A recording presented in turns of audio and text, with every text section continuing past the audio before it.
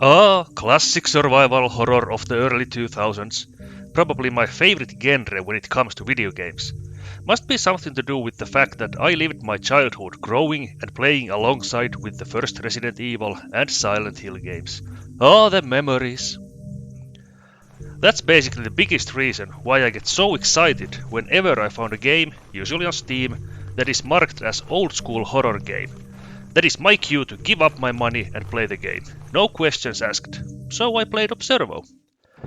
Observo is kind of game you would expect when someone told you that I made a game myself because I liked the Resi games and I wanted to make one. What I mean by that is that yes, game looks and feels a lot like older survival horror games, but it's just a little crappier.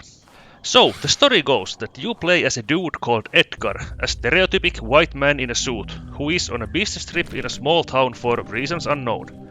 Edgar finds out that the place he was supposed to spend the night is actually booked full, so he needs to find alternative option. Luckily, some kind soul suggests that he should check out a weird roadside inn. So you do exactly that, and what do you know, there is a spare room for you and your remarkably sturdy luggage. Even better, owner of the inn is very kind and friendly, and also it seems that there are almost no other guests, so no lining in the breakfast buffet. Nice! We all know where this is going, right? So you go into your room and you hear someone banging the wall next to your room. Except there is no one staying in that room, according to owner. Also, the lights go out, but manager says that is normal.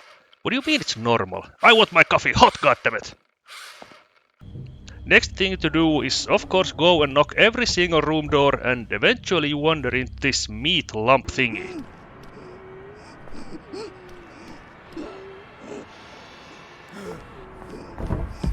What to do? What to do?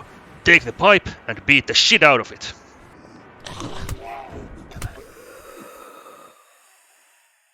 Naturally, instead of taking a warm shower, next objective is to get the hell out of the inn. Soon you find out that you need a key to front gate in order to escape, and I'm gonna to ignore the fact that in the process you find a ladder, which you are using to reach places, instead of just using the ladder to climb over the front gate, but let's not get stuck on that. After this you do the usual stuff, solve puzzles, do some inventory management, a bit backtracking, a bit more backtracking, and fighting monsters. Fighting itself is maybe the worst part of the game. Not because it's clunky, it fits the atmosphere. No, fighting's bad because there is no variety.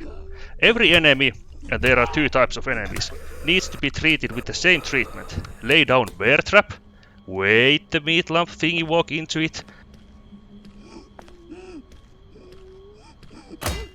and let your pipe do the talking. Fighting is easy enough if you don't let yourself get outnumbered, but it's just boring. Two types of enemies, one weapon. Well, you do find other weapon, which is the spear that you can throw, but I never found any real use for it. In the style of old horror games, you can always avoid fighting and run past enemies, but there are so many of them that eventually it's easier to just get rid of them. Okay, puzzles. They are actually very well made and simple enough to understand, but tricky enough to actually solve them. Sound design is fitting to game's atmosphere, but I kinda miss the bad voice acting. There is no voice acting in Observo, and I feel like it would have made the game better, especially bad voice acting. It's a must thing in early 2000s horror game, and everyone likes it. Jill, here's a lockpick. It might be handy if you, the master of unlocking, take it with you. No? Just me?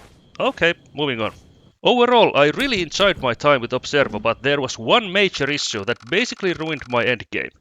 So, one point you need 3 valves, of course, for setting pressures in the shack or something. And the third valve is in this alleyway after you have solved the amazing time clock past future backtracking puzzle.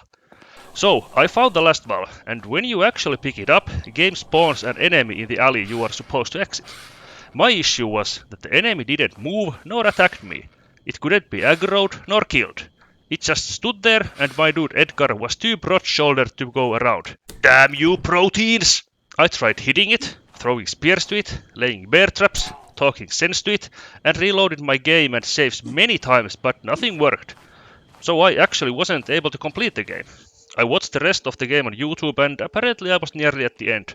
All that was left was this boss battle where you are being chased by this even bigger meat lump thingy and you are playing tag with it. So I missed the last 20 minutes of gameplay. That kind of sucked. However, I haven't heard anyone else having this issue or bug, so maybe it just was Universum's way to tell me to stop playing and go outside or something. You know, like normal people. Okay, final words. Did I like it? Yeah. Was it perfect? No. In the end, if you are a fan of good old, a bit low budget old school horror games and you are willing to spend €9 for 2.5 hours of gameplay, then this game is for you. If any of that stuff I just said sounds alarming to you, then this game is not for you. It's simple as that.